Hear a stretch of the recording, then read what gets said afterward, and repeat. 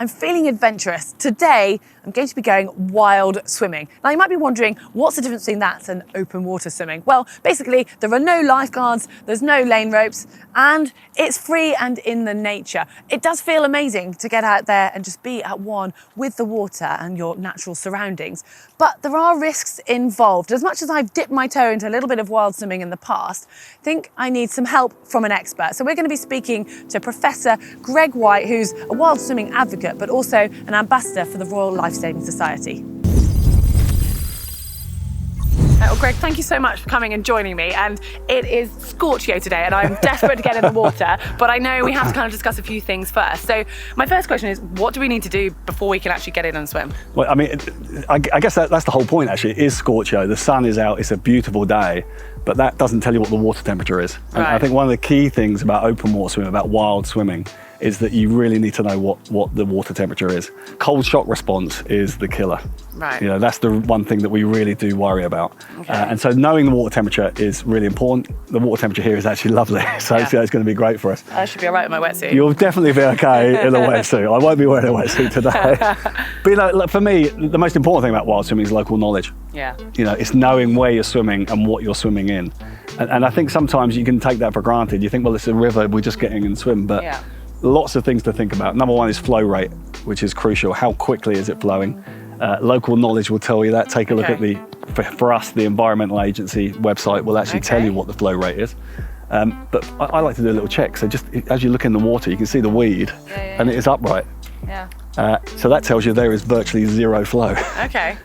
Which is a good thing. Yeah. So to some extent, it doesn't matter which way we swim. In general, what I always say is swim upstream first. So swim against the flow first, because you may not be able to get back if you swim with it initially. True. Yeah. And when you say like check the temperature, obviously like here it's really shallow, so we might dip our toes and go, oh, it's nice and warm. But how would I know like what it's like out there and if I'd be okay with that temperature? So again, you're absolutely right. Surface temperature is different to deep water temperature. So there'll be a gradient as you go down. And remember, you don't always swim at the surface. And also what you are doing is you're disturbing quite a lot of water. So you're pushing cold water onto yourself. Okay. Does that matter? Well, water is 25 times more conductive than air.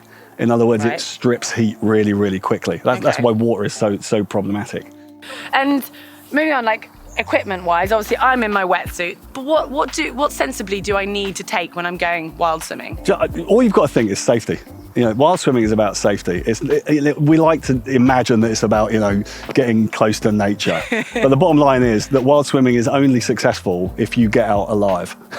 You know, and that's really what you've got to think about. So I think if you've never wild swum before, then wearing a wetsuit makes sense because not only are you going to stay warm, which is one of the key issues for us, what it does, it adds additional buoyancy. If you get tired, you roll onto your back and you'll float. But of course, there's other equipment that we definitely need to take with us when we're going out. But the bottom line is safety first. And if you're safe, you'll enjoy it a lot more and you'll keep coming back. Okay, so wetsuit, and you touched on a buoy. Anything else that would help, like safety-wise, that I need to take with me? So again, a little bit of local knowledge. So here, we're on the River Thames. Lots of boats come up and down. In general, the boats see you, the big boats, because they're quite high up. They're looking down on you. The real danger is actually rowboats, because they're going backwards, and they're going backwards at speed with not a great deal of steerage. Yeah. So what you've got to think about is what are you going to come into contact with when you're in the water? Critically, you want to be visible. So the great thing about these is they are bright orange or bright pink for a reason. Yeah. Add on top of that a coloured hat. Yeah. Make yourself as visible as possible.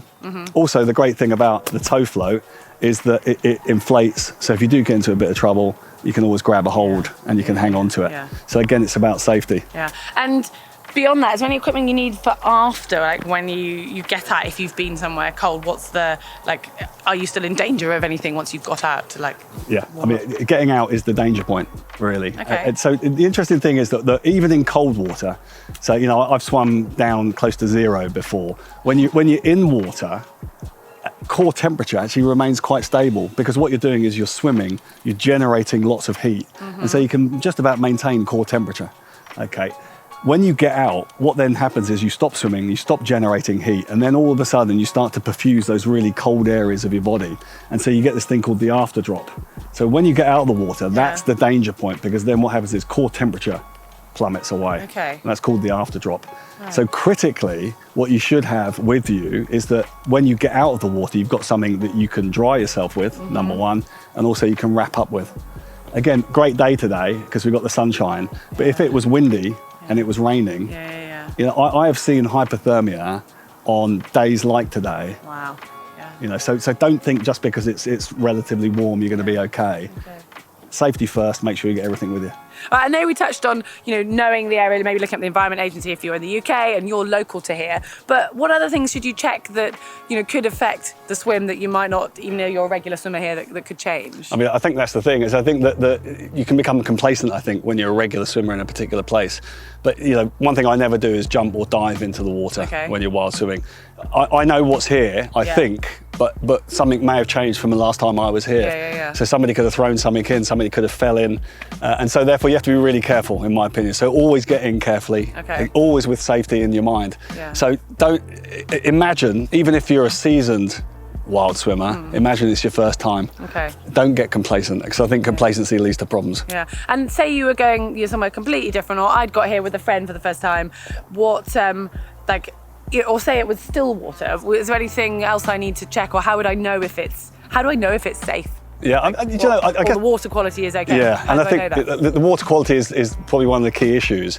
And there's lots of things that can change water quality. So on the river, for example, we haven't had rain for quite some time, and so therefore it's quite stable. But if you have overnight heavy rain, then what happens is lots of stuff is washed in from the banks into the water. Now that can include pollution, so it can change water quality. What it often does though is it brings in debris. So you often get big sticks, logs that come in. You don't want to hit those while you're swimming. So again, just have a little think about where you are swimming and make sure that you understand what the potential problems are going to be. Never ever swim alone.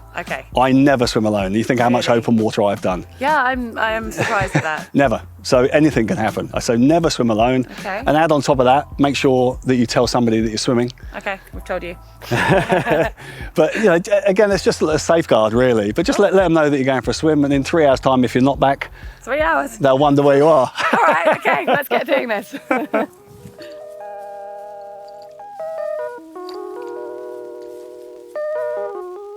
Once we're out there, obviously today it is warm, but if we were stay swimming here in the winter months, how long could we stay out, and how would we know how long we could stay out? I think, you know, keep it short initially. If it's your first time in open water, keep it short. Just enjoy it. You know, 5-10 minutes I think is long enough. Are there any signs that you would know yourself that, like, what should we look out for? With cold, you get things like cyanosis, so you get bluing of the lips and the nose. Not a good sign. From you personally, you get confusion. So actually, what you do is you get a little bit disorientated. You can get confusion when you're asked very simple questions. Other things that start to happen, your fingers start to splay as you get really cold. Fingers start to splay. And so there's lots of those little signs that you can monitor yourself, but because you're not swimming alone, what your partner should be doing is just checking that everything's all right with you. So stop regularly, have a little chat, make sure everyone's okay. If you're not, get out. Okay, right, I feel acclimatised. I think it's time to take the mics off and let's do it. Let's get wet. Yeah.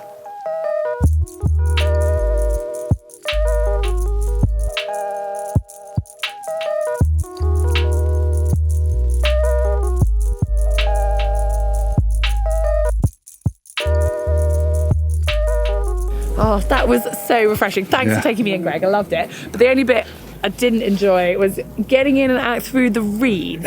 Now, I'm a little bit of a wuss, but jokes aside, like if it is really thick and weedy, is there any way to, you know, get through that, or how do you cope with weeds and reeds in water? Yeah, do you know, I mean, there are weeds here, but it's not too bad. And actually, that's one of the key things about where you get into the water, is that what you want to do is pick a spot where there isn't much weed. It's really no big deal unless it's really, really packed. Well, awesome. I think I've got the wild swimming bug, so thanks so much for that intro, Greg. Awesome. Good. Well, enjoy in the future. Will do. Well, after watching that, you might be inspired to go wild swimming, but you might be asking, how do I find a location? And it isn't always as obvious as something like the River Thames. So a good place to start is have a look on Facebook or the internet. You can find wild swimming groups, or often websites that are dedicated to showing different locations for wild swims. But just make sure wherever you do find a new venue that you respect it and respect the environment. So leave it as though you'd like to find it and basically leave no trace. And then all I can say is go and enjoy it, because I am desperate to get back in and do some more wild swimming. And if you've enjoyed this, make sure you don't miss any more of our videos. Click on the globe to subscribe.